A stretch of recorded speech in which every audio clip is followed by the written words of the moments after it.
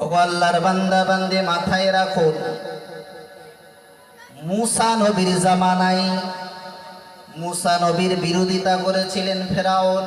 এ নাম আমরা সবাই জানি না? ওই ফেরাউন ওর কথা ছিল ফাকালা আনা রাব্বুকুমুল আ'লা। ফেরাউন বলেছিল আমি তোমাদের বড় খোদা। তো যারা তার কথা মেনেছিল তারা তো কাফির, তারা তো রব বিশ্বাসী নন, তারা রবের বিশ্বাস করে না, কারণ ফেরাউনকে খোদা বলেছে। কিন্তু আমরা জানি ওই ফেরাউনের স্ত্রী যিনি ছিলেন বিবি আসিয়া, অনেকে আমরা নাম শুনেছি। তো ফেরাউন সেই যুগের বাদশাহ, বড় অত্যাচারী বাদশাহ, বড় জালিম বাদশাহ। তাকে যে না মানবে তার হত্যা, তার কতলের নির্দেশ। ও আল্লাহর বান্দা বান্দি মনে রাখুন, লম্বা ঘটনা বলার সময় নেই। বিবি আসিয়া তিনি তো ফেরাউনকে মানে না, মানে অনেক কষ্ট সহ্য করেছেন বিবি আসিয়া। দুনিয়ার কষ্ট সহ্য করে নিজেকে সাক্ষ্য দিয়েছে, ওগো রব তোমার বিশ্বাস অন্তর থেকে আমরা দূর করিনি।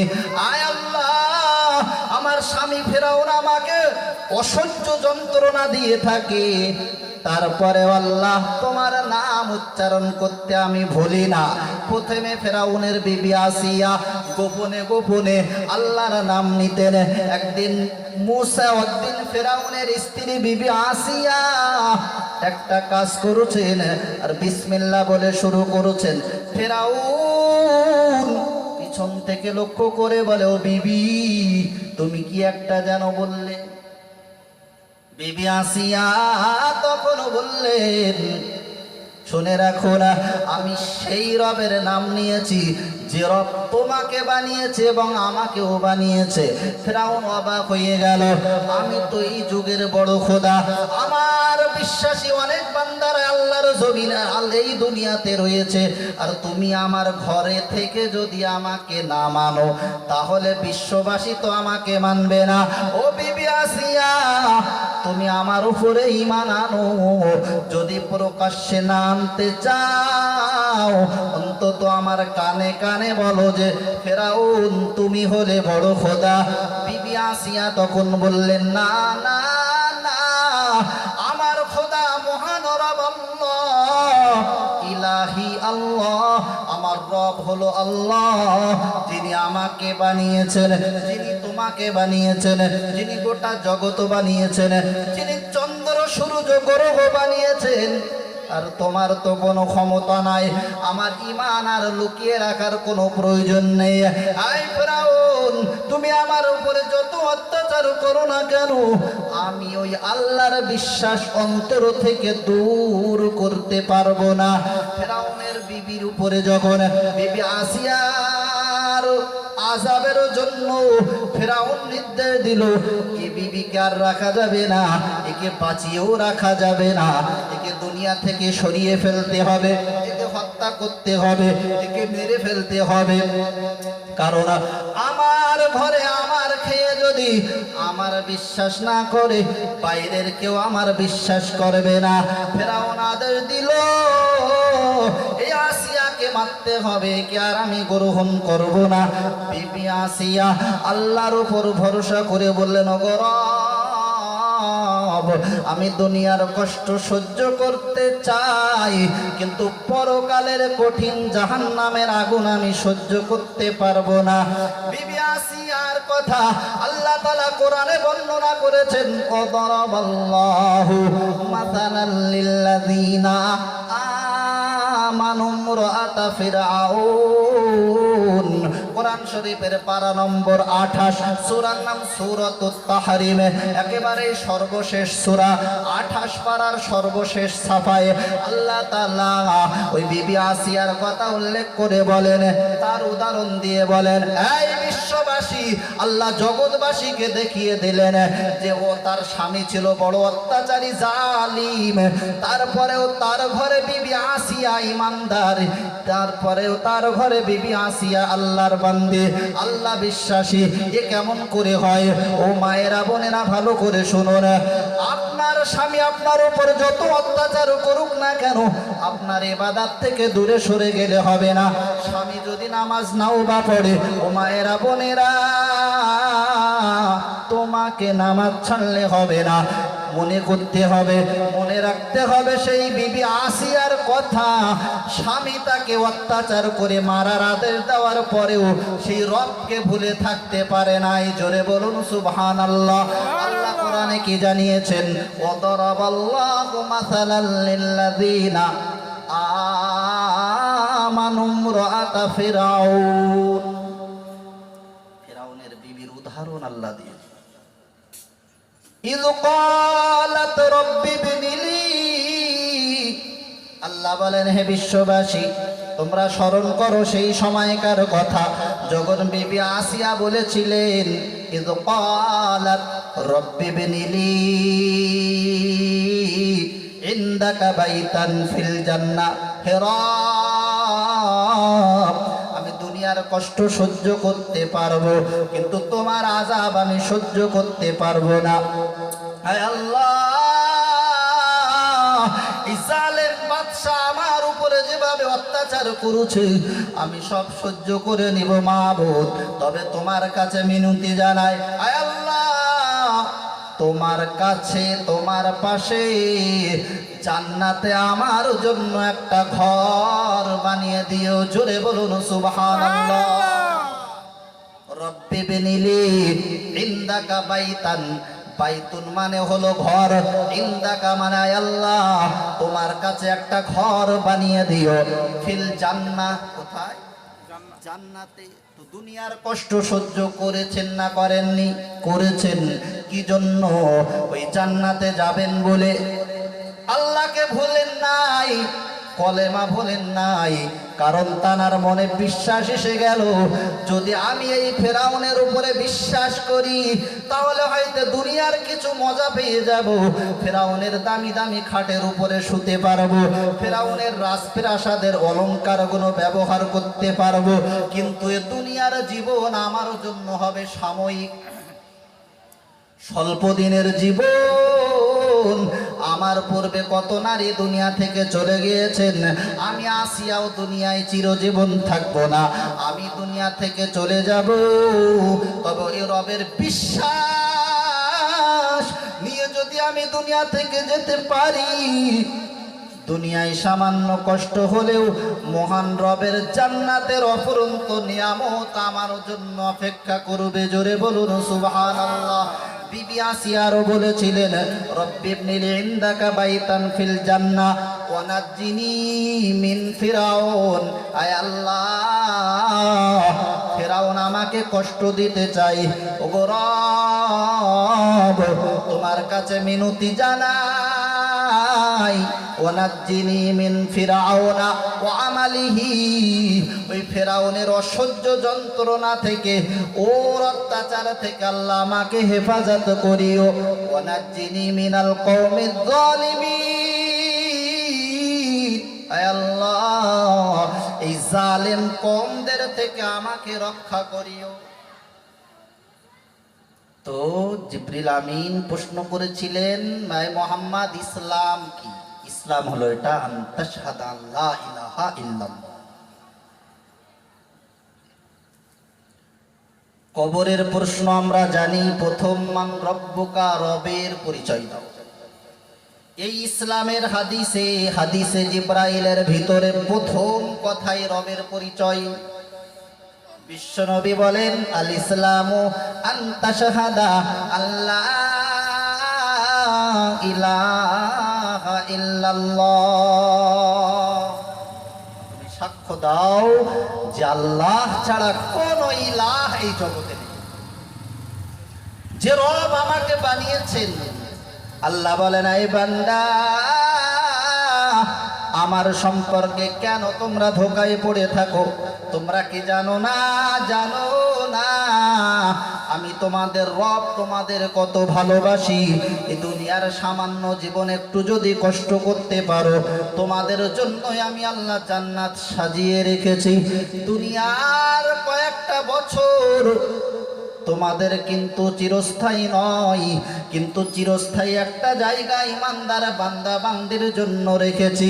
কাফির মুশরিক বেঈমান তাদের জন্য নয়, তাদের জন্য আগুনের আযাব, তাদের জন্য জাহান্নামের আযাব, তাদের জন্য পুলসিরাতের আযাব, তাদের জন্য সাপ বিচ্ছুর কামড়ের আযাব, অনেক আযাবের ব্যবস্থা তাদের করেছি।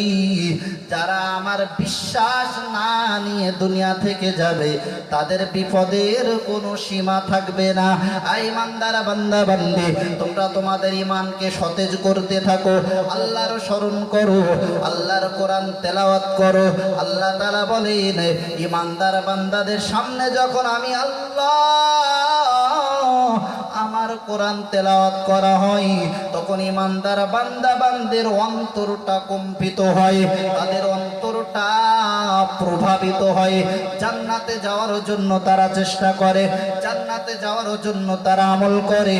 ইমানদার বান্দা বান্দি তারা অন্তরে বিশ্বাস করে নেয়, আমি একদিন দুনিয়া ছেড়ে চলে যাব, কিছু আমার সঙ্গী হবে না, এই গাড়ি বাড়ি আমার সঙ্গী হবে না, এই জমি জায়গা আমার সঙ্গী হবে না। আলোচনা শুনছিলাম, কোরআনের তো বর্ণনা রয়েছে, কিয়ামতের দিন এমন একটা পরিস্থিতি, ভয়াবহ দৃশ্য চলবে, কেউ কাকে চিনতে পারবে না, কিন্তু নিজের আমল নিজেকে কিন্তু ছাড়বে না।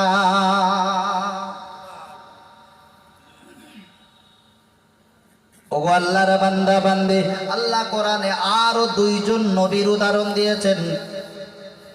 দরাবাল্লাহু মাসালাল লিল্লাযিনা কাফারু ইমরাআতা নূহি ওয়া ইমরাআতা লূত কানাতা তাহতা আবদাইনি মিন ইবাদিনা সালিহাইনি ফাখানাতাহুমা ফালাম ইগনিয়া আনহুমা মিনাল্লাহি শাইআন ওয়া কিলা দুখুলান নার মা'আদ দাখিলিন। একই সূরাতে আল্লাহ আরো দুইজন নবীর কথা বলেছেন। দরাবাল্লাহু, আল্লাহ তাআলা উদাহরণ দিয়ে বলেন, মাতালাল লিল্লাযিনা কাফারু ইমরাআতা নূহি ওয়া ইমরাআতা লূত। ওই নূহ নবীর স্ত্রী কাফেরা ছিলেন, লূত নবীর স্ত্রীও কাফেরা ছিলেন। স্বামী নবী কিন্তু মানেননি। তাহলে এবার বলুন, তিনি তো এই ধারণা করতে পারেন, আমি যা করি না কেন, আমার স্বামী তো নবী ছিলেন, আমি নাজাত পেয়ে যাব। হবে না, হবে না। আল্লাহ কোরআনে পরিষ্কার বলেন, স্বামী যদি নবী হয় তোমার মানতে অসুবিধা কি? কিন্তু তারা মানেনি। আল্লাহ তাআলা দুইজন নবীর নাম পরিষ্কার করে বলে দিয়েছেন। দরাবাল্লাহু মাতালাল লিল্লাযিনা কাফারু ইমরাআতা নূহি ওয়া ইমরাআতা লূত। লূত নবীর স্ত্রীর কথা আল্লাহ বলেন, নূহ নবীর স্ত্রীর কথা আল্লাহ বলেন, কানাতা তাহতা আবদাইনি মিন ইবাদিনা সালিহাইন। ওই দুই বিবি আমার দুই নেক বান্দা, আমার দুই মেসেঞ্জার বান্দা, আমার দুই প্রিয় বান্দা। নূহ নবী আমার প্রিয়, লূত নবী আমার প্রিয়। আমি আল্লাহ যাদেরকে নবী করে পাঠাই, পৃথিবীর মধ্যে সেই যুগের শ্রেষ্ঠ মানুষ তানারাই হন। যে যুগে যে নবী আসেন, সেই যুগে যদি মহান রবের সাথে সাথে সেই নবীকে যদি বিশ্বাস না করা হয়, তাহলে সে যুগের ইমানদার হওয়া যায় না। আল্লাহ তাআলা বলেন, আমার দুই নেক বান্দা, আমি তাদেরকে নবী করেছিলাম, তাদের অধীনে দুই স্ত্রী ছিলেন, নূহ নবীর স্ত্রী, লূত নবীর স্ত্রী। তানার স্বামী নবী হওয়ার পরেও ইমানের কলেমা পড়েন নাই, স্বামীকে বিশ্বাস করেন নাই। আল্লাহ তাআলা ঘোষণা দিয়ে দিলেন, কানাতা তাহতা আবদাইনি মিন ইবাদিনা সালিহাইনি ফাখানাতাহুমা। তারা দুজন, ওই দুজনকে, তাদের স্বামীকে খেয়ানত করলো, অস্বীকার করলো, অন্তর দিয়ে তারা মানল না, স্বামীর কথা তারা শুনল না। ফাখানাতাহুমা, আল্লাহ তাআলা বলেন, ফালাম ইউগনিয়া আনহুমা মিনাল্লাহি শাইয়া। আল কিয়ামতের দিন, যেদিন ভয়াবহ পরিস্থিতি চলবে, যেদিন কঠিন হুঙ্কার চলবে, সেই দিন তারা নিজের স্বামীর কাছেও ঠাঁই পাবে না, তাদের স্বামীও তাদের বাঁচাতে পারবে না। আমি আল্লাহ, আমার ঘোষণা হলো ওয়াকিলা দখুলান নার মা'আদ দাখিলিন। তারা জাহান্নামবাসীদের সঙ্গে, তারা দুই স্ত্রী নবীর ঘরে আসার পরেও জাহান্নামে যাবে। ইতিহাস তো আমাদেরকে বলতে চাই, আল্লাহকে বিশ্বাস করতে হবে, নিজের ঈমান নিজেকে বাঁচাতে হবে। আমার ঈমান বাঁচানোর জন্য আমার স্ত্রী আসবে না, আমার ঈমান বাঁচানোর জন্য আমার সন্তান আসবে না, আমার ঈমান মজবুত করার জন্য আমার ভাই সহযোগী হবে না, আমার পাশে কেউ থাকবে না। আল্লাহ তাআলার কোরআনে বর্ণনা, ফাইদা জাআতিস সাহ, যেদিন কর্ণবিদারক নাদ আসবে, যেদিন কান ফাটা আওয়াজ হবে, ওই কিয়ামতের ভয়ঙ্কর দিন ঈমান আমলকে নিজের সঙ্গী বানিয়ে নিন। তাই কবি বলেন, কোটি টাকার মালিক দেখো অভাব হয় না দূর, গরিব ঘুমায় আরাম করে মনটা বাহাদুর। ফেরাউনের লাশটি দেখো মিশর জাদু ঘরে, খাই না মাটি পোকা মাকড় সবাই ঘৃণা করে। হৃদয়ে থাকিবে যার নম্রতা সদা, রহমত আসিবে সেথা প্রভুর ওয়াদা। বড়র বড়াই থাকলে মনে রহমত আসবে না, নিজেকে নিজে ছোট মনে করিও সদা। ভোগ বিলাসের গাড়ি বাড়ি পড়ে রবে সব, সময় থাকতে স্মরণ করো আল্লাহ আমার রব। জোরে বলুন সুবহানাল্লাহ। প্রশ্ন করেছিলেন, অকালা ইয়া মুহাম্মদ ফাখবিরনি আনিল ইসলাম, হে মুহাম্মদ আমাকে ইসলামটা কি বলুন। প্রথম বাক্য ছিল আনতা শাহাদা আল্লাহ ইলাহা ইল্লাল্লাহ ওয়া আন্না মুহাম্মাদার রাসূলুল্লাহ ওয়া তুকিমাস সালাহ। নবীজি দ্বিতীয় নম্বরে বলেন, ঈমানদার হলো তারা, আল্লাহকে বিশ্বাস করে যারা, মুয়াজ্জিনের ডাক শুনে নামাজের জন্য প্রস্তুতি নেয় যারা। দ্বিতীয় নম্বরে ইসলামের যে নবীজি বর্ণনা দিয়েছেন, ইসলাম হলো আল্লাহকে বিশ্বাস করা, আল্লাহর রসুলকে বিশ্বাস করা, ওয়া তুকিমাস সালাহ, নামাজ আদায় করা। তো ইসলামের ভিতরে নামাজ বাদ আছে না? নেই। কিন্তু আমরা মুসলমান, আমরা নামাজ বাদ দিই। আমাদের ইসলাম আমাদের ভিতরে এমন, অথচ নবীজি মূল হাদিসে জিবরাইলে বয়ান দিয়েছেন যে ইসলামের গণ্ডির ভিতরে থাকতে গেলে নামাজ ছাড়া কোনো পথ নেই। আজ যদি সমাজ খতিয়ে দেখা যায়, শতকরা 2-4 জন নামাজ পড়ছি, বাকি 95-96 জন শতকরা নামাজ থেকে গাফিল হইয়াছি, তাদের নিয়ে আমাদের কোনো মাথা ব্যথা নেই। আমাদের ঘরের সন্তান, তারা দ্বীন ইসলাম বোঝে না, তারা কলেমা বোঝে না। শুধু মুসলমানের ঘরে জন্ম নিয়ে মুসলমান হইয়াছে, খাতনা করে মুসলমান হইয়াছে, কিন্তু প্রকৃত মুসলমান হতে গেলে আমল থাকতে হবে। নবীজি পরিষ্কার বলেছেন, তুকিমাস সালাহ, নামাজ আদায়। নবীজি আরো বলেন, তুতাজ যাকাত, যাদের উপরে আল্লাহ যাকাত ফরজ করেছেন সে তো যাকাত দিবে, এটা ইসলামের বিধান। ওয়া তাসুমা রমাদান, রমজান মাস আসলে রোজা রাখবে, তাহলে তো হবে মুসলমান।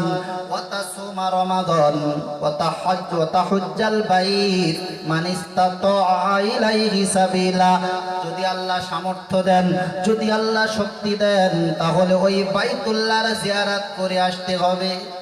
তাহলে প্রকৃত মুসলমান, পরিপূর্ণ মুসলমান হবে। যাই হোক, যখন ইসলাম সম্পর্কে প্রশ্ন হলো, দয়ার নবীজি উত্তরে এই কথাগুলি বললেন যে ইসলাম আল্লাহর সাক্ষ্য দেওয়া, নবীজিকে বিশ্বাস করা, নামাজ আদায় করা, যাকাত দেওয়া, হজ করা এবং রমজান মাসে রোজা রাখা। ওই আগন্তুক বসে আছেন, এমত অবস্থায় প্রশ্ন উত্তর চলছে। এই উত্তরগুলো নবীজি দেওয়ার পর ওই ব্যক্তি বললেন, সদাক্তা, আপনি ঠিক বলেছেন। নবীজিকে প্রশ্ন করলেন, আল্লাহ তাআলা নবীজির জবান দিয়ে উত্তর বাহির করে দিলেন। আগন্তুক বললেন, সদাক্তা, আপনি ঠিক বলেছেন। সাহাবারা বললেন, ফাআজিবনা লাহু ইয়াসআলুহু ওয়া ইউসাদ্দিকুহু, আমরা ওই ব্যক্তিকে নিয়ে আশ্চর্য বোধ করলাম যে উনি প্রশ্ন করেছেন, নবীজি উত্তর দিয়েছেন, ওয়া ইউসাদ্দিকুহু, আবার উনি তাসদীক করেছেন, বলেছেন ঠিক বলেছেন। তার মানে ব্যাপারটা কি? প্রশ্নকারীর কি উত্তর জানা নেই না আছে? উনি প্রশ্ন করছেন, প্রশ্ন তো সেই করে অনেক সময় জানা নেই, নিজে শেখার জন্য প্রশ্ন করে। উনি প্রশ্ন করছেন, রহমাতুল লিল আলামিন উত্তর দিয়েছেন, আবার উনি সেই উত্তরে সাইন মেরে দিয়েছেন, হ্যাঁ নবী আপনি ঠিক বলেছেন। সাহাবারা বলেন, আমরা আশ্চর্য হয়ে গেলাম, এই কেমন আগন্তুক প্রশ্নকারী। যাই হোক, তিনি আবার প্রশ্ন করলেন, ওয়াকালা ফাআখবিরনি আনিল ঈমান, হে মুহাম্মদ আমাকে ঈমান সম্পর্কে বলে দিন। ঈমান কি জিনিস হে রাসূল, আপনি বলুন। এই হাদিসের শেষে আছে যে জিবরিল আমিন এসেছিলেন তোমাদের দ্বীন শেখানোর জন্য। সাহাবায়ে কেরাম মজমায় বসে আছেন, দ্বীন ইসলামের মজবুত বিষয়গুলি শিক্ষা দিয়ে চলে গেছেন জিবরিল আমিন। সেই দ্বিতীয় প্রশ্ন হলো, রাসূল আপনি বলুন ঈমানটা আসলে কি? আল্লাহর নবী সাল্লাল্লাহু তাআলা আলাইহি ওয়াসাল্লাম বলেন, আল ঈমানু আন তুমিনা বিল্লাহ, তুমি আল্লাহর উপরে বিশ্বাস স্থাপন করবে। তো ইসলামের প্রশ্নই প্রথমে যে কথা ছিল, ঈমানের প্রশ্নেও কম বেশি সেই কথাই, কিন্তু একটা হলো সাক্ষ্য দেওয়া অন্তর দিয়ে, আর একটা হলো আল্লাহকে বিশ্বাস করা এবং সাথে সাথে আরো কিছু জিনিস বিশ্বাস করা। 6টি জিনিস এ হাদিসে উল্লেখ রয়েছে যে ঈমান 6টি জিনিস মজবুত ভাবে ধারণ করার নাম ঈমান। এছাড়াও এটাও বলা যায় তাফসিলি ঈমান, ঈমানে মুফাসসালে 7টি জিনিস, বর্ণিত জিনিস বিশ্বাস করার নাম ঈমান। কি সেই 6টি বা 7টি জিনিস? প্রথম নাম্বার, নবীজি বলেন, আন তুমিনা বিল্লাহ, মজবুত ভাবে আল্লাহর বিশ্বাস অন্তরে ধারণ করতে হবে। আন তুমিনা বিল্লাহি। দ্বিতীয় নম্বরে নবীজি বলেন, ওয়া মালাইকাতিহি, আল্লাহর ফেরেশতাদের বিশ্বাস করা, মালাইকাদেরকে বিশ্বাস করা। আল্লাহর এক সৃষ্টি, আল্লাহ নূর দিয়ে ফেরেশতাদেরকে বানিয়েছেন, তাদের বিশ্বাস অন্তরে ধারণ করা। এইগুলো যদি অন্তরে না থাকে তোমার ঈমান মজবুত হবে না। আজ হাদিসে জিব্রাইলের বর্ণনার সাথে আনুষঙ্গিক আলোচনা করব। ও শ্রোতা মণ্ডলী ধীর স্থির ভাবে শ্রবণ করুন। রাস্তায় এখনো যারা আছেন পাক মাহফিলে চলে আসার জন্য চেষ্টা করুন। আল্লাহর নবী বলেছেন, ওয়া মালাইকাতিহি, ফেরেশতাদের বিশ্বাস করতে হবে। আমরা ফেরেশতাদের দেখেছি নাকি? দেখিনি, কিন্তু আমরা মানি। এই মানাটাই হলো বিশ্বাস করা। নবীজি আরো বলেন, ওয়া মালাইকাতিহি ওয়া কুতুবিহি, আল্লাহর কিতাবগুলো বিশ্বাস করো। সূরা বাকারায় যেমন রয়েছে, ওয়াল্লাযীনা ইউমিনুনা, প্রকৃত মুত্তাকি হলো তারা যারা বিশ্বাস করে, ওয়াল্লাযীনা ইউমিনুনা বিমা উনজিলা ইলাইকা, নবী আপনার প্রতি আল্লাহ যেটা ওহী করেছেন, যে আল কোরআন আপনার কাছে পাঠিয়েছেন, এই কোরআনকে মজবুতি ভাবে বিশ্বাস করার নাম ঈমান। ওমা উনজিলা মিন ক্বাবলিক, এবং আপনার পূর্বেও যেগুলো আপনার কাছে পাঠানো হয় নাই, বরং অন্যান্য নবীদের প্রতিও যে সমস্ত কিতাবগুলো এসেছে সেগুলো বিশ্বাস করার নাম ঈমান। ওয়া মালাইকাতিহি ওয়া কুতুবিহি ওয়া রুসুলিহি ওয়াল ইয়াউমিল আখির, রাসূলদের বিশ্বাস করা, আখিরাতকে বিশ্বাস করা। ওয়াল কদরি খায়রিহি ওয়া শাররিহি মিনাল্লাহি তাআলা। বিশ্বনবীজি বলেন, আয় আমার উম্মতি, ও আল্লাহর বান্দা বান্দে, তোমরা যদি তোমাদের ঈমানটা নিয়ে কবরে যেতে চাও, এই ঈমান নিয়ে যদি রোজ হাসরে উপস্থিত হতে চাও, নবীজির মুখনিসৃত ঈমানের বাণী শুনে অন্তরে ধারণ করতে হবে। আমরা হয়তো এতটুকু জানি, আল্লাহ বিশ্বাস, নবী বিশ্বাস, কিতাব বিশ্বাস, রাসূল বিশ্বাস, মালাইকা বিশ্বাস, হাসর নাসর বিশ্বাস, কদরে খায়রি ওয়া শাররিহি, ভালো খারাপ বিশ্বাস। কিন্তু এই বিশ্বাস তখনই পরিপূর্ণতা লাভ করবে যখন এই বিশ্বাস অনুযায়ী জীবনটা আমলের দিকে আগিয়ে যাবে। আল্লাহকে বিশ্বাস করার নাম হলো ঈমান। এই ঈমান আবার দুই প্রকার, একটা হলো কামিল ঈমান আর একটা হলো নাকিস ঈমান। একজন জীবনে খালি কলেমা পড়লো আর ঘুমালো আর কিছুই করলো না, তার ঈমান আছে কিন্তু অসম্পূর্ণ। তার বিষয়ে শরীয়তের নির্দেশ দীর্ঘ জীবন, তাকে আযাব ভোগ করার পর এই ঈমান কিঞ্চিতের বিনিময়ে সে সর্বশেষ একদিন জান্নাতে যাবে। কিন্তু জান্নাতে যাওয়ার আগে ওই আযাবগুলো ভোগ করিবে কে? ওগো আল্লাহর বান্দা বান্দি, এজন্য নাকিস ঈমানটাকে কামিল ঈমানে পরিণত করতে হবে। এই নাকিস ঈমান কামিল ঈমানে পরিণত করতে গেলে আল্লাহর কোরআনের আলোচনা শুনতে হবে, কোরআনের বাণী বেশি বেশি শুনতে হবে। যদি না শুনি, না বুঝি, তাহলে আমল করতে ভালো লাগবে না। আল্লাহর কোরআনে বর্ণনা রয়েছে, আয় বান্দা বান্দি জেনে রেখে দাও, আমি তোমাদের বেকার পাঠাই নাই, আমি তোমাদের অনর্থক সৃষ্টি করি নাই। একটা দিন আমার কাছে ফিরে আসতে হবে। তবে যদি যেদিন আমার কাছে আসবে কামিল ঈমান নিয়ে যদি আসতে পারো, তাহলে দুখুলে আউয়ালি, প্রথম স্তরে জান্নাতে চলে যাবে। জোরে বলুন সুবহানাল্লাহ, আরো জোরে বলুন সুবহানাল্লাহ।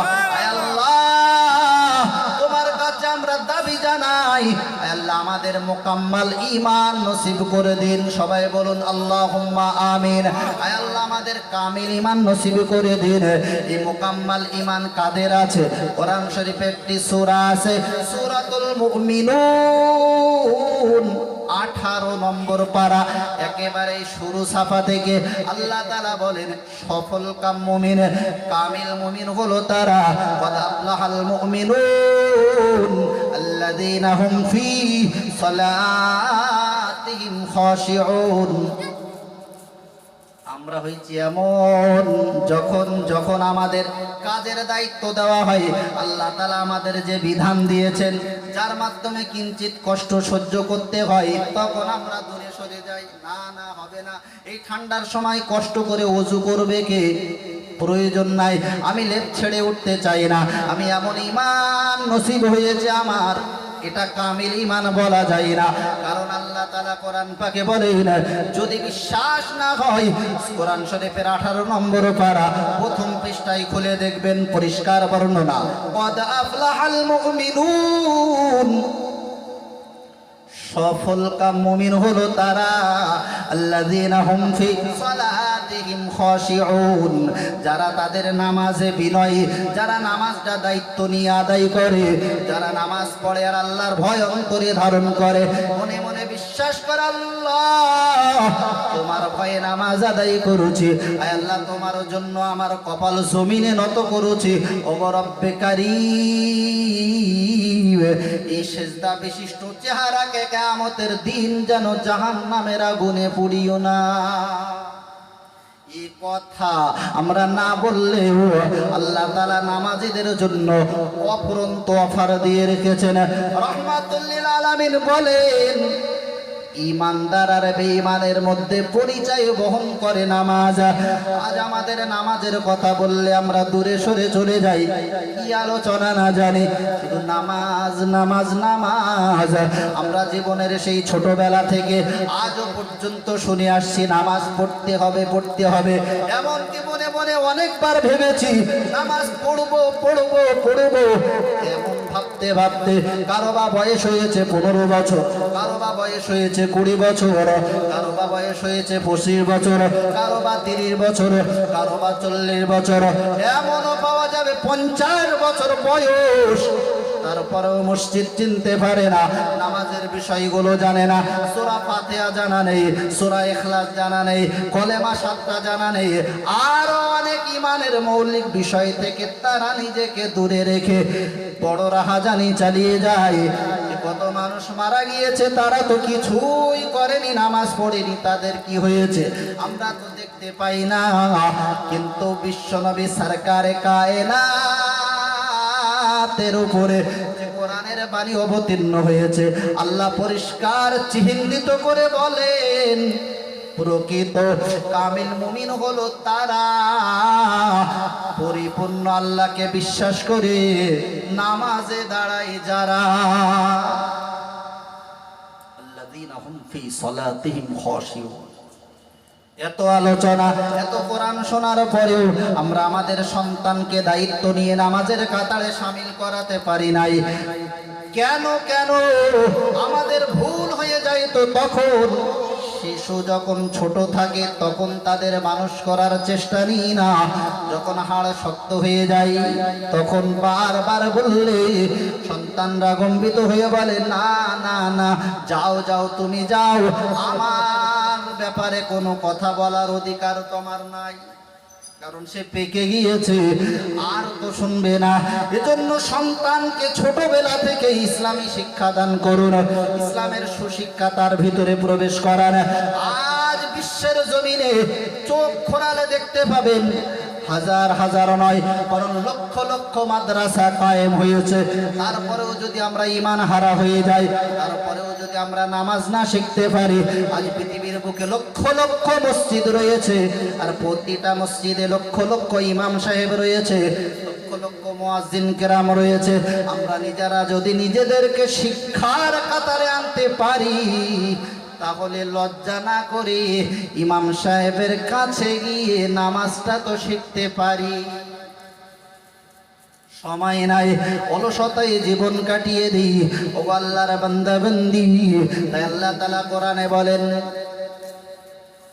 হুদাল লিন্নাস, এই বান্দা তোমরা ভুলে যেও না, এই কোরআন আমি তোমাদের হেদায়েতের জন্য পাঠিয়েছি। তোমরা জীবনটা কিভাবে চালিত করবে, একেবারে মায়ের কোল থেকে নিয়ে কবরের কোল পর্যন্ত তুমি তোমার জীবনটা কিভাবে চালিত রাখবে, আমি আল্লাহ পরিষ্কার কোরআন হাদিসে বর্ণনা দিয়েছি। আমি রহমাতুল লিল আলামিনকে তোমাদের জন্য শ্রেষ্ঠ নিয়ামত করে পাঠিয়েছি, যাতে তোমরা পথ ভুলে না যাও। আল্লাহ তাআলা আরো বলেন, আল্লাযীনা হুম ফি সালাতিহিম খাশিউন ওয়াল্লাযীনা হুম আনিল লাগবি মুরিদুন। প্রকৃত ঈমানদার হলো তারা বেকার কাজ করে না, যারা অনর্থক কাজ যারা করে না, যে কাজে কোনো ফায়দা নেই, না দুনিয়াতে কোনো উপকার আছে না পরকালে কোনো উপকার আছে, এমন অহরহ কাজ করে আমরা আমাদের জীবনের মূল্যবান সময়গুলো ব্যয় করেছি, আমরা আমাদের জীবনের মূল্যায়ন করতে পারি না। ও আল্লাহর বান্দা বান্দি, নিজেকে সচেতনতার ভিতরে রাখুন, নিজের বুদ্ধিমানের পরিচয়টা দিতে শিখুন। আল্লাহর বান্দা বান্দি, অফুরন্ত জীবনের জন্য নিজেকে নিয়োজিত করুন। আর করতে হলে অকর্ম বেকার কর্ম থেকে নিজেকে দূরে রাখতে হবে। এটা কার নির্দেশ? আল্লাহর নির্দেশ। ওয়াল্লাযীনা হুম আনিল লাগবি মুরিদুন, পরিষ্কার জেনে রাখতে হবে, সফল কাম মুমিন আল্লাহ বলেন তারা যারা বেকার কাজ করে। আমাদের সন্তানরা খাবে, স্ত্রী খাবে, বিবি বাচ্চা খাবে, তাদের জন্য রোজগার করছে, এটা কি বেকার কাজ? না, এ কাজ বেকার না। বেকার কাজ কোনগুলো? যে কাজে না দুনিয়াতে উপকার আছে, না পরকালে কোনো উপকার আছে।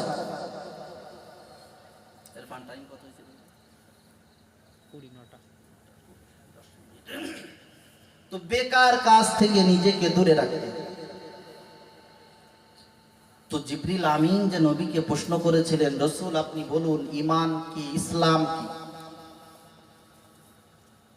ঈমানের প্রশ্নের ভিতরে নবীজি এটাও বলেছেন, যা কিছু দুনিয়াতে ভালো মন্দ ঘটবে সব আল্লাহর পক্ষ থেকেই ঘটে, সব কিছু আল্লাহর পক্ষ থেকেই আসে। বড় বিপদে পড়েছি, যদি এটা না করতাম হয়তো এই বিপদটা হতো না। তবে বিপদ আসার আগে সতর্ক হওয়া এটাই উচিত। বিপদ এসে গিয়েছে, তারপরে বলছি যা, এটা যদি না হতো, এই কাজটা যদি না করতাম তাহলে হয়তো এই দুর্ঘটনা ঘটতো না।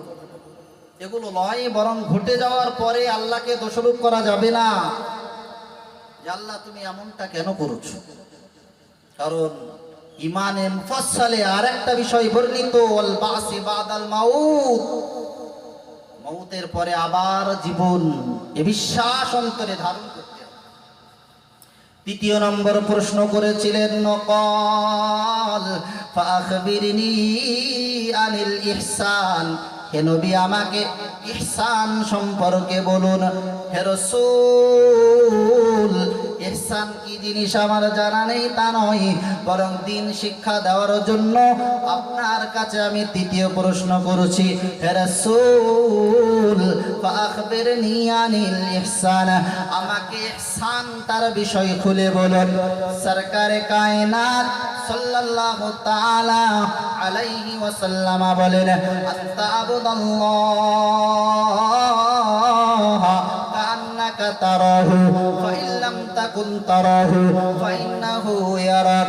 হে বিশ্ববাসী মনে রেখে দাও, সরকারে কায়নাত রাহমাতুল লিল আলামিন বলেন, ইহসান যদি তোমরা জানতে চাও, আয় আমার উম্মত উম্মতি মনে রেখে দাও, আনতা আবুদাল্লাহ, তোমরা আল্লাহর ইবাদত এমন ভাবে করো কান্নাকা তারাহু, যেন তোমরা আল্লাহকে দেখছো। তুমি এমন ভাবে আল্লাহর ইবাদত করো কান্নাকা তারাহু, যেন তুমি আল্লাহকে দেখছো। আল্লাহকে দেখার পর সামনে যেমন ইবাদত করতে হয়, ইবাদত তেমন ভাবে করো।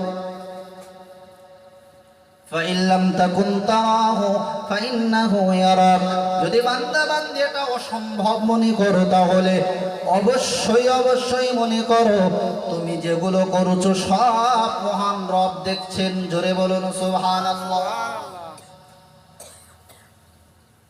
ওগো আল্লাহর বান্দা বান্দী, জিবরিল আমিন আবার প্রশ্ন করেছিলেন। কি প্রশ্ন? চতুর্থ প্রশ্ন করেছিলেন, ফাখবিরনি আনিস সাআহ, হে রাসূল আমাকে কিয়ামত সম্পর্কে বলুন, কিয়ামতের বিষয়টা আমাকে খুলে বলুন। কবে কিয়ামত সংগঠিত হবে রাসূল, এই বিষয়ে আপনার কাছে জানতে চাই। এটা কিয়ামত কবে হবে নবীদের জানা আছে? জানা নেই। তো নবীজি উত্তর দিয়েছিলেন, হে প্রশ্নকারী, তুমি যে বিষয়ে আমার কাছে প্রশ্ন করছো, প্রশ্নকারীর থেকে উত্তরদাতা এ বিষয়ে বেশি জানে না। তুমিও যেমন এ বিষয়ে অজ্ঞ, জানো না, আমিও এ বিষয়ে জানি না। মাল মাসউলু আনহা বিআলামা মিনাস সাইল, নবীজি উত্তরে বলেছিলেন, এই বিষয়ে বিশেষ করে কিয়ামতের বিষয়ে প্রশ্নকারী থেকে উত্তরদাতা বেশি জানে না। তার মানে তুমিও জানো না কিয়ামত কবে হবে, আমিও জানি না। হে জিবরিল তোমারও তো জানা নাই কিয়ামত কবে হবে, নবীদেরকেও জানানো হয় নাই। একমাত্র আল্লাহ তাআলাই জানেন এই পৃথিবী কবে লন্ডভন্ড হবে, কবে ধ্বংস হবে, এই জ্ঞান একমাত্র আল্লাহ তাআলা রাখেন। যার প্রমাণ আল্লাহ কোরআন শরীফে সূরা লোকমানের সর্বশেষ আয়াতে দিয়ে বলেছেন, ইন্নাল্লাহ ইনদাহু ইলমুস সাআহ, হে বিশ্ববাসী জেনে রাখো মহান রবের কাছে একমাত্র কিয়ামতের জ্ঞানটা লুকানো রয়েছে। জোরে বলুন সুবহানাল্লাহ। কারণ যদি উল্লেখ করা হয় ওই দিনেই কিয়ামত সংগঠিত হবে, তাহলে তার আগেই মানুষ চিন্তায় অস্থির হয়ে সব স্ট্রোক করে মারা যাবে। ও আল্লাহর বান্দা বান্দি, কোরআনের পরিভাষায় রব্বুল আলামিন জানিয়ে দিয়েছেন, এই বিশ্ববাসী জেনে রেখে দাও কিয়ামতের জ্ঞান সম্পর্কে নবীদেরকেও আমি আল্লাহ জানাইনি। তবে কিয়ামতের দিন কি কি ঘটবে এ বিষয়ে অনেক কোরআনের আয়াত বর্ণনা রয়েছে। কিয়ামতের দিনটি কবে হবে এটা জানা নাই, কিন্তু কিয়ামতের দিন কি হবে, কেমন পরিস্থিতি হবে কোরআনে আছে কি নাই? কোরআনে রয়েছে। এ বিষয়ে একটি যেমন সূরা আল্লাহ তাআলা বর্ণনা দিয়েছেন, সূরাতুল কারিয়া। ইমাম সাহেবগণ নামাজে পড়তে থাকেন আল কারিয়াতু মাল কারিয়া। আজ আমরা জানবো এই সূরার ভিতরে আল্লাহ কি জানিয়েছেন। আল্লাহ তাআলা মহাপ্রলয় কিয়ামত সম্পর্কে জানিয়েছেন। কি জানিয়েছেন? আল কারিয়া, খড়খড়ানে वाली चीज, ভয়ঙ্কর আওয়াজ। আল্লাহ তাআলা বলেন, হে রাসূল মাল কারিয়া ওয়া মা আদরাকা মাল কারিয়া, হে নবী আপনি কি জানেন কিয়ামতের দিনটি আসলে কি, মহাপ্রলয় আসলে কি, কিয়ামতের দিনের চিত্রটা আসলে কি? নবী আপনি জানেন না কি? জানেন নাকি? আল্লাহ তাআলা নবীকে বলেন, হে রাসূল বিশ্ববাসীকে ঘোষণা দিয়ে দাও কিয়ামতের দিন এত ভয়াবহ হবে যত মানুষ দুনিয়াতে তোমরা দেখতে পাচ্ছ। ইয়াউমা ইয়াকুনুন নাস, কিয়ামতের দিন যত মানুষ দুনিয়াতে আছে, ইসরাফিল আলাইহিস সালাম যখন সিংহায় ফুৎকার দেবেন, গোটা দুনিয়া যখন লন্ডভন্ড হয়ে যাবে, মানুফিকা ফীহি উখরা ফাইদা হুম কিয়ামুন ইয়ানজুরুনা। আল্লাহর আদেশে যখন ইসরাফিল দ্বিতীয়বার ফুৎকার দেবেন, সবাই তো হাসরের ময়দানে দাঁড়িয়ে যাবে। আল্লাহ তাআলা বলেন, ইয়াউমা ইয়াকুনুন নাস, কিয়ামতের দিন মানুষদেরকে তোমরা দেখতে পাবে কাল ফারাশিল মাবসুস, বিক্ষিপ্ত পতঙ্গের ন্যায় ছোটাছুটি করবে।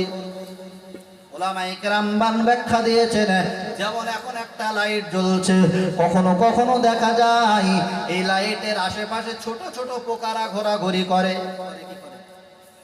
কিয়ামতের দিনের চিত্রটা আল্লাহ এই মানুষদের সম্পর্কে বলেছেন। মানুষ দুনিয়ার জীবনে কেউ গাড়ি নিয়ে ব্যস্ত রয়েছেন, কেউ গাড়ি নিয়ে ব্যস্ত রয়েছেন, কেউ বিবি বাচ্চা নিয়ে ব্যস্ত রয়েছেন, কেউ পাড়া প্রতিবেশী নিয়ে ব্যস্ত রয়েছেন, কেউ বন্ধু বান্ধব নিয়ে ব্যস্ত রয়েছেন। আল্লাহ বলেন তামাম ব্যস্ততা সব কিছু পিছনে ফেলে তারা বিক্ষিপ্ত পতঙ্গের ন্যায় কেউ কারো চিনতে পারবে না, অস্থিরতা প্রকাশ করবে। বিক্ষিপ্ত পোকামাকড়ের ন্যায় তারা ঘুরবে। আল্লাহর বান্দা বান্দি মনে রাখো না, এটা আমার বানানো কথা নয়, এটা আমার বানানো কোনো ডায়েরির লেখা বই নয়, আল্লাহর কোরআনে বর্ণিত রয়েছে। যদি মনে হয় তাহলে অনেক বাংলা কোরআন অনুবাদ করা আছে, দেখতে পারেন সূরাতুল কারিয়ার তরজমা। কিয়ামতের দিনের কম্পন, কিয়ামতের দিনের চিত্র সম্পর্কে শুধু 30 পারার ভিতরে ভরপুর আয়াত রয়েছে কিয়ামতের ভয়াবহ চিত্ররূপ নিয়ে। আল্লাহ তাআলা জানিয়ে দিয়েছেন, এই বান্দা মনে করো তোমাদের জন্য যে পাহাড় আমি জমিনে গেড়ে দিয়েছিলাম, আমার শক্তি সেদিন এমন ভাবে প্রকাশ পেয়ে যাবে, তাকুনুল জিবালু কাল ইহনিল মাহফুশ, ওই পাহাড়গুলো একেবারে রঙিন ধ্বনিত পশমের ন্যায় উঠতে থাকবে। আল্লাহর বান্দা বান্দি বিশ্বাস অন্তরে জমিয়ে ফেলো না। আল্লাহর কোরআনের বর্ণিত আয়াত পশ্চিমকালে ওগুলো মিথ্যা রূপ নিতে পারে না, কোনোদিনই মিথ্যা হতে পারে না। আজ আমরা লক্ষ্য করি কোথাও কোথাও যখন ভূমিকম্প হয় গোটা জগৎ আল্লাহ মুহূর্তের ভিতরে নাড়িয়ে বান্দাকে সতর্ক করে দেয়, তারপরেও বান্দা আল্লাহকে ভুলে চলে। না না না, যেখানে ভূমিকম্প হয়েছে তারা বিপদে পড়েছে, তা আমার কি? কোরআনে আল্লাহ তাআলা আরো বলেন, কিয়ামতের দিনের চিত্র, তাকুনুল জিবালু কালইহিনিল মাহফুস, ওই ভয়াবহ চিত্র সামনে রেখে আল্লাহ আরো বলেন, একটা সময় এমন আসবে মানুষের জন্য মিজানের পাল্লা কায়েম হবে। জীবনে যা কর্ম করেছিলি এই বান্দা, এবার তোমার আমলগুলো পেশ করো, আমলগুলো পাল্লায় ওজন করা হবে। কারো বা নেকি বেশি হবে, কারো বা নেকি কম হবে। আল্লাহ তাআলা বলেন, যদি আমার আরামায়েশে থাকতে চাও, কোরআন শরীফের সূরাতুল কারিয়া দেখে নাও। ফাআম্মা মান ফাকুলাত, যার পাল্লা ভারী হবে, মাওয়াজিনুহু ফাহুয়া ফি ঈশাতির রাদিয়া, সে অত্যন্ত আরাম আয়েশের জীবন যাপন করে। জোরে বলুন সুবহানাল্লাহ। ও আল্লাহর বান্দা বান্দি, এখানে দাঁড়িয়ে মহান রব তোমার কাছে আমরা কাকুতি মিনতি করে বলি, হে রব, কাল কিয়ামতের দিন আমাদের সকলের ওই মিজানের পাল্লাতে নেকির পাল্লাটা ভারী করে দিও। জোরে বলুন সুবহানাল্লাহ। আয় আল্লাহ, তুমি তো আরো জানিয়ে দিয়েছো, আম্মা মান খাফফাত মাওয়াজিনুহু, সেদিন যার নেকি হালকা হবে, খাফফাত মানে হালকা হওয়া, ফাউম্মুহু হাওিয়া, আল্লাহ কোরআনে বলেন তার ঠিকানা হলো হাওিয়া। নবীকে আল্লাহ বলে, হে রাসূল আপনি কি জানেন? ওমা আদরাকা মাহিয়া, হে নবী আপনি বলুন হাওিয়া কি জিনিস? না না না, ওটা দুনিয়ার কোন আগুন না, নারুন হামিয়া, ওটা হলো আল্লাহর প্রজ্বলিত অগ্নি। তাহলে কিয়ামত কবে হবে নবীরা জানেন না, কিন্তু কিয়ামত সম্পর্কে অগণিত আয়াত কোরআনে বলে। সূরাতুল কারিয়ার অনুবাদ শোনার পর আরেকটি সূরা কোরআন পাকে রয়েছে, যার প্রথম থেকে আল্লাহ কিয়ামতের ভয়াবহ কম্পন শুনিয়ে দিয়েছেন। মানব জাতিকে লক্ষ্য করে বলেন, ইয়া আইয়ুহান নাস, হে মানব জাতি মনে রাখো, শুধু মুসলমান নয়, শুধু বেঈমান কাফের নয়, সমগ্র বিশ্ব মানব মণ্ডলীকে আল্লাহ লক্ষ্য করে বলেন, ইয়া আইয়ুহান নাস ইন্না জালজালাতাস সাআ, নিশ্চয় কিয়ামতের কম্পন হবে বড় কঠিন। ইন্না জালজালাতাস সাআতি শাইউন আযীম। এই বান্দা বান্দে তোমরা একটু অনুভব করো, আমি আল্লাহ কোরআনে পরিষ্কার বলে দিয়েছি। যদি বিশ্বাস না করো, 17 পারার 11 নম্বর সাফার সূরা হজ্জের প্রথম থেকে লক্ষ্য করো, কেমন হবে চিত্র। আল্লাহ বলেন, ইয়াউমা তারাউনাহা তাযাগালু কুল্লু মুরদিয়াতিন আম্মা ওয়ারাদাত। এই দুনিয়ার মায়েরা ভালো করে শুনে রেখে দাও, তোমরা অতি আদরে সন্তানদের দুধ পান করিয়ে থাকো। সন্তান ক্ষুধা পেলে মা বুঝতে পারো যে আমার সন্তানের ক্ষুধা পেয়েছে, এবার আমার কর্ম ছেড়ে সন্তানকে খাওয়াতে হবে। মায়েরা, অনেক মায়েরা দায়িত্ব নিয়ে এই সন্তানকে খাওয়ান। আল্লাহ বলেন, ওই দায়িত্বশীল মায়েরা কিয়ামতের দিনের ভয়াবহ চিত্র সামনে আসলে নিজের সন্তানকে ঠেলে ফেলবে, বুঝতে পারবে না কখন সন্তানের ক্ষুধা পাবে। ইয়াউমা তারাউনাহা তাযগালু কুল্লু মুরদিয়াতিন আম্মা আরদাত ওয়া তাদউ কুল্লু যাতি হামলিন হামলাহা। আল্লাহ তাআলা আরো বলেন, যাদের গর্ভে সন্তান রয়েছে, আমরা আজ সন্তান প্রসবের জন্য হসপিটালে নিয়ে যাই, কেউ বা নার্সিং হোমে নিয়ে যাই, কেউ বা বড় বড় ডাক্তারের মাধ্যমে সিজারের জন্য নিয়ে যায়। ডাক্তার আগে থেকে ডেট দিয়ে দেন, অমুক তারিখে নিয়ে আসতে হবে। এই এই মায়ের সিজারের জন্য আল্লাহ তাআলা বলেন, এই বান্দা, প্রতিটা মা বুঝতে পারে যখন তার সন্তান হয় সিজার করলে অবাস করে কাটা হলেও তারপরেও তো একটা কষ্ট সে অনুভব করে, কিন্তু যাদের নরমাল ডেলিভারি হয় আল্লাহ তাআলা বলেন পৃথিবীর বুকে মায়েদের সেই সময়কার কষ্ট মা সেই যখন অনুভব করে তামাম কষ্ট একদিকে দিলেও সেই কষ্টর সমপরিমাণ হইতে পারে না। আল্লাহ বলেন, এই বান্দা, ওই কষ্টটা সামনে রেখে এবার নিজেকে বলো, কিয়ামতের দিন আমি আল্লাহ এমন চিত্র সামনে এনে দেব, ওই মায়ের পেট থেকে সন্তান প্রসব হয়ে যাবে, রাস্তায় হয়ে যাবে, মা জানতে পারবে না কখন আমার সন্তান হলো। তার মানে কেন এমন দৃশ্য? আল্লাহ বলেন, বান্দারে, কিয়ামতের দিনের কষ্টটা এত কষ্ট হবে, এই দুনিয়ার সব থেকে প্রসব বেদনার কষ্টটাও হালকা মনে হবে।